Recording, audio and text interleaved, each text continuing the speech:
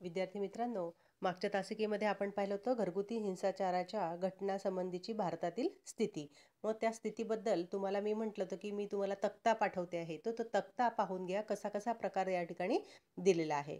एकूण पूर्ण बलात्कार गुन्ह्याचे प्रकार दिले आहे. बलात्कार, बलात्काराचा प्रयत्न, अपहरण, हुंडाबळी, लैंगिक अत्याचार, लिंगभेद या कारणास्तव अपमान, पती किंवा सासरच्या मंडळीकडून मारहाण, परदेशातून मुलींना पळवून आणणे, आत्महत्या करण्यास प्रेरित करणे, एकूण स्त्रियांविरुद्धचे फौजदारी IPC गुन्हे एवढे सगळे या ठिकाणी या चार्टमध्ये दिलं आहे. म्हणजे यावरून आपल्याला लक्षात येतं की प्रत्येक वर्षी कसं कसं त्याच्यामध्ये वृद्धी होत गेली आणि त्याचं पर्सेंटेज नेमकं कशा पद्धतीने आलेलं आहे.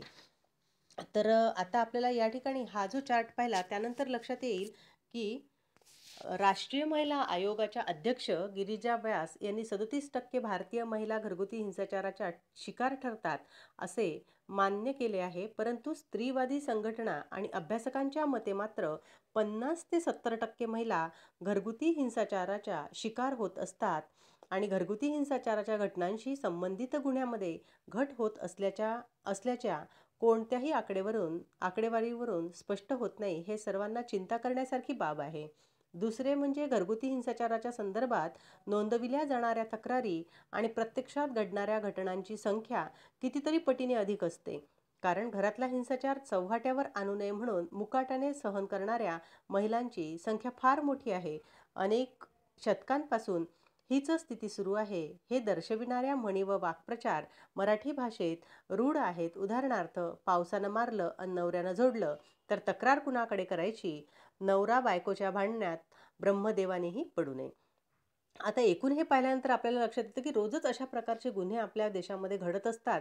पण घरगुती हिंसाचार तो कोणत्याही स्वरूपाचा असो पण त्याची नोंद मात्र सहसा केल्या जात नाही. कारण असं म्हटलंय की चव्हाट्यावर आपल्या घरातलं भांडण आणू नये आणि त्यासाठी म्हणून प्रत्येकजण घाबरून किंवा लोकांपुढे आपला तमाशा नको या दृष्टिकोनातून असला प्रकार कधीही कोणासमोर आणण्याचा प्रकार करत नाही. पण यामध्ये होणारी जी काही मानहानी आहे ती मानहानी कुणाची तर महिलांची आणि त्यासाठी म्हणून त्यांनी म्हटलं आहे की ही जी घरगुती हिंसाचाराची काही कौटुंबिक कारणे आहे त्याला सुद्धा आपल्याला काही कारणं सांगता येतील की कोणत्या कोणत्या कारणांमुळे कौटुंबिक हिंसाचार या ठिकाणी केला जातो.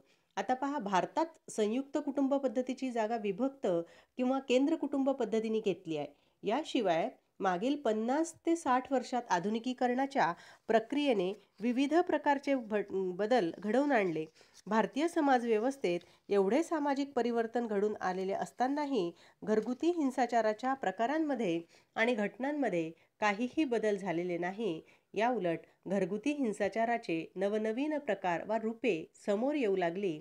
यामुळेच घरगुती हिंसाचाराच्या कारणाचा शोध घेणे मात्र आपल्याला आवश्यक झालं आहे की कुठल्या कारणामुळे घरगुती हिंसाचार केला जातो. एक म्हणजे पितृसत्ताक संस्कृतीचा वारसा, दुसरं आहे स्त्रियांचे आर्थिक परावलंबित्व, तिसरं आहे स्त्री शिक्षणाचे अल्प प्रमाण, चौथा आहे सदोष सामाजिकरण आणि पाचवा आहे अयोग्य प्रथा व परंपरा आणि मद्य सेवनाच्या प्रमाणात वाढ. म्हणजे एकूण ही कारणं जर आपण पाहिली तर नेहमीच्या दृष्टिकोनातून आपल्याला जनरली जे आपल्या समाजामध्ये घडतं तेच मात्र आपल्याला या ठिकाणी दिसतं. यासाठी म्हणून स्त्रियांनी कशा पद्धतीचं आपलं आर्थिक परावलंबित्व असल्यामुळे कसा त्यांच्यावर होणारा एक हिंसाचार असतो ह्याचे देखील स्वरूप आपल्याला या ठिकाणी दिसून येते. म्हणजे छोट्या गोष्टींना हे कारणीभूत या ठिकाणी म्हटलं गेलेलं आहे. घरगुती हिंसाचाराचं एक मुख्य कारण म्हणजे पितृसत्ताक विचार पद्धतीत पुरुष आपले वर्चस्व टिकवून ठेवण्याचा प्रयत्न करतात आणि छोट्या कारणांवरून स्त्रियांशी कुठेतरी भांडणही या ठिकाणी केले जाते. मग त्याला लहान कारणं अशी आहे की गरीब कनिष्ठ वर्गातील नवरा बायकोंच्या मारपिटीतून सुद्धा पितृसत्ताक विचार पद्धती व्यक्त होते. तर श्रीमंत आणि मध्यम वर्गात नवऱ्याकडून बायकोच्या संदर्भात काही वेळा वापरली जाणारी अपमानजनक भाषा आणि मानसिक प्रतारणा या रूपात पितृसत्ताक विचार पद्धती व्यक्त होते. म्हणजे ह्या सर्व गोष्टींचा आपल्याला या ठिकाणी हिंसाचाराच्या कारणामध्ये त्याचा कुठेतरी एक प्रकार लक्षात येतो आहे.